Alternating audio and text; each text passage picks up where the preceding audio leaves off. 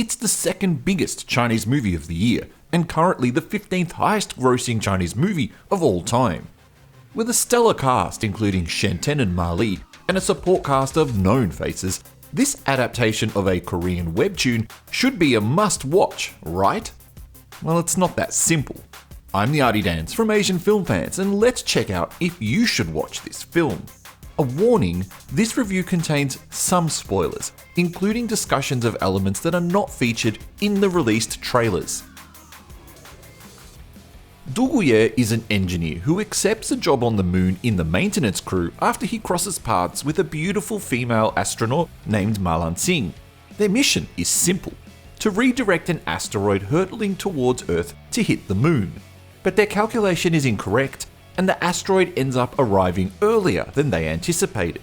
An evacuation mission is quickly scrambled together, resulting in almost all of the 300 inhabitants of the moon station leaving to return to Earth. Ye, distracted by music, is left behind when he fails to make it to the escape capsule in time. He's not completely alone though, he has an Australian friend to keep him company. Ye then watches as the asteroid hits the Earth, and left with the realization that he is now alone in the universe, until the remaining survivors on Earth manage to make contact with him. Do you remember the Jim Carrey movie The Truman Show? If so, then there is a good chance you might enjoy part of this film. For those who don't know, The Truman Show was a movie about a man called Truman Burbank whose entire life, from birth until he realizes what's going on, is broadcast 24/7 on television. Kinda like Big Brother, but scripted and with a massive cast of extras who were in on the gag. If you've seen Moon Man or are watching this review because you want to know more about the film before watching it yourself, this part of the film was really unexpected. Unfortunately, I'm not sure it worked well enough for me to enjoy, but as a nice little homage or nod to that film, you might find some enjoyment from it.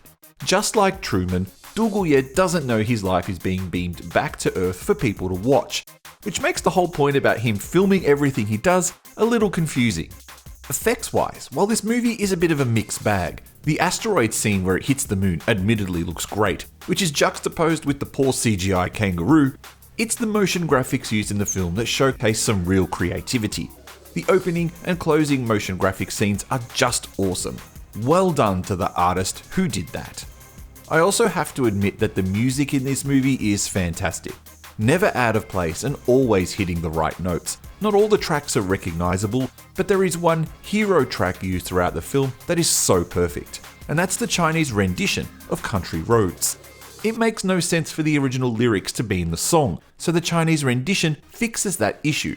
But the tune of the song and the hero lyric of Country Roads, Take Me Home are still intact and will bring a smile to your face, especially when it's used at the end of the film. And in fact, following on from that, the end of the film is really good. It's just a shame that the bulk of the 90 minutes that come before the final 30 are just so boring. But the ending, when all the truths are revealed and that final mission begins, is exciting and fun to watch. Why couldn't the rest of the movie be like that? Yes, you heard me right. The movie is just boring. Considering the talents of both Shen Teng and Ma Li, this part is just baffling. For some reason, Shen Teng is just not funny in this film. Thankfully, unlike American cinema, he hasn't been reduced to a bumbling idiot who accidentally stumbles his way to success. His character is actually intelligent and uses his knowledge to get himself out of situations. And yeah, the kangaroo sidekick attempts to add some humor, but mostly it just falls really flat. Yeah, the kangaroo. What the hell is the point of it? Now, I haven't read the original comics, so I don't know what role the kangaroo played in the original, and for all of those people who decried the movie as being a Chinese ripoff and not acknowledging the source material, rest assured this is a licensed film and credit is clearly paid to the original Korean author. It's a strange and jarring mixture of weird-looking CGI and a man clearly in a kangaroo suit, hopping around poorly imitating a roo. And I should know, I'm Australian. According to everyone in the world, we have kangaroos jumping down the street all the time. We don't, but honestly, they aren't too hard to find. And while the roo in this film is one of the big strong reds that are found more in regional areas, a roo is still a roo. And while I believe it would regularly beat the crap out of Ye, I don't believe he'd be able to get one into a spacesuit. Also nice touch that they had a kangaroo-shaped spacesuit for him. such an anticipated blockbuster ends up falling really, really flat. An awesome concept that should have worked easily, but it's just too long, and with too many silly scenes that are more groan-worthy than funny. And by the end of the film, once it gets really good, you can't help but feel cheated that the middle was so boring. Boring enough that you might even switch it off. Maybe this is one for fans of the comic, but then they would be expecting a Korean adaptation, not a Chinese one. Interestingly, there are plans to turn this into a franchise with animes, comics, and strangely more movies. That'll be one to watch out for. If I'm looking at another positive, at least there's no propaganda in the film. That should be worth something. It is.